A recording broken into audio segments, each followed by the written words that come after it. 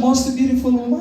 Kale waba yali akusinga. Okay, I wish maybe she was nange yali asinga. Do you assume that she was most beautiful than us? Sarah yali asinga. Was she beautiful than me? Sarah yali asinga height. Was she more beautiful than me? Akabina ko yali asinga. Yes, omulungi yebazibwe. Amen. Kubanga tulabye.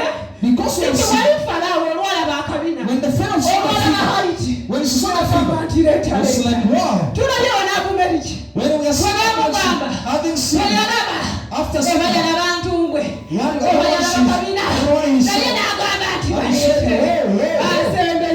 bring that lady to me. Can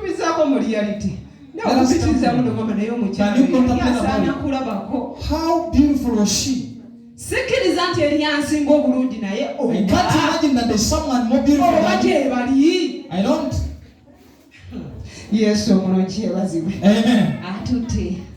Yeah. Atute. He took. Atute. He took, sir. Oli amusesemye. The other one has vomited. Nona yaniriza. But again, this one was invited.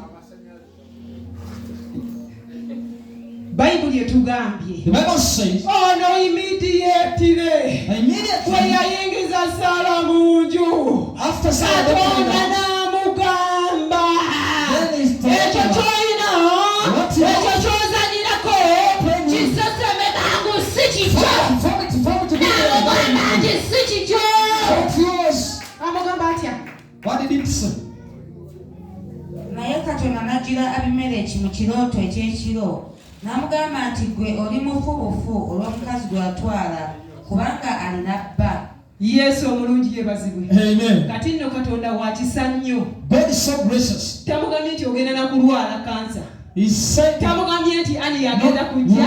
Kubanga ani yayo otambulako emyezi nga 8 ng'okyali mulamu. You can walk with the Anya for some years. Tamugambye nti senyiga agenda kujja. Osobola genda musakulira to work on you, but nakuwa eddagala n'owa. Can go to Musa and get you out very fast. Tamugambye nti omutwe gugenda kuluma. So you want to feel headache. Naye amugamba nti bw'otamuta. If you can't singa ogeza n'obaako kyokola.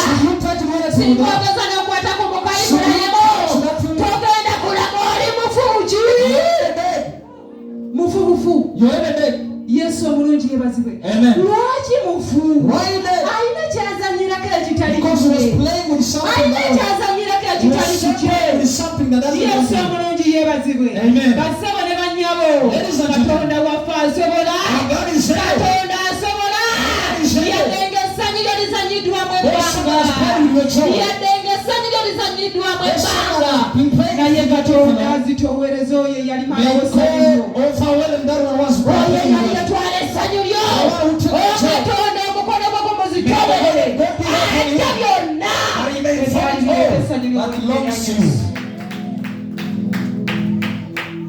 byonna omubi bye yazanyiramu bikomeze. Whatever the enemy has played with, that musajja gwe Katonda akomezewo emirembe. May God restore them back. Mukyala gwe Katonda akomezewo emirembe. May God restore your joy. Mukozi gwe Katonda akomezewo essanyu lyo. May God restore your peace. Muzadde gwe Katonda akomyewo essanyu lyo. May God restore your joy. Oyinza okuba oli muzadde naye ng'okaaba amazima. Abaana bafuuse abaana.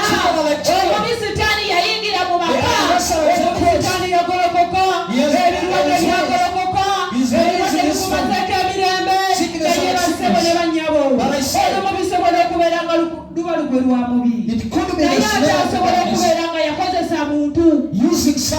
Abantu bano baba nayiti ne banyumizaako.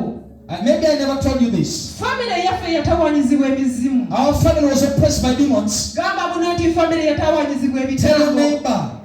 Kubanga siwulirangako muntu simanyi mayembe gwe gakutenga gamba omulambo. I've never had a person think that Yesu atakuleeta mulambo bagulye. but to bring a cup and naye nga tulabokooza. But the one who brought tulabokooza nga ye taata yennyini omuto was the uncle. Yesu omulungi yebaze. Amen. Reason gyawa. Why? Lwaki oli alina ssente okunsinga? Because the other one was richer than him. Ye yali mulungi ng'amanyiyo gye bagula amajini n'ebiki. For him he was well, he never knew that you can buy the demons and so. N'abisuulira munne. Then he threw them to his munne no yakaaba ebbanga. The man cried for long. Naffe abaana twakabirako ebbanga. Even children, we cried for long. Kubanga ssente zonna zaggwawo. Because all money vanished. Kubanga buli musawo gy'ogenda takusaba mutwalo gumu. Because wherever we could go, they will ask us. Twakunoonyanga tetukulaba. We could even look for that one 10,000 and mugenda mu kereziya mubeera mu kabonero akuwa omukisa. And then Catholic just make signs. Wazze ejjembe likutulugunya agamba b'otusaabire. The demon is all praising and they say, let us make this sign. Oddayo n'ejjembe lyo. You go back with it. Nga mubakaŋŋana ewaka. Again they find you at home. Family yawuuma. The family was so desperate. There was a lot of crying. Ssente zaamugwako. The money was nowhere to be seen.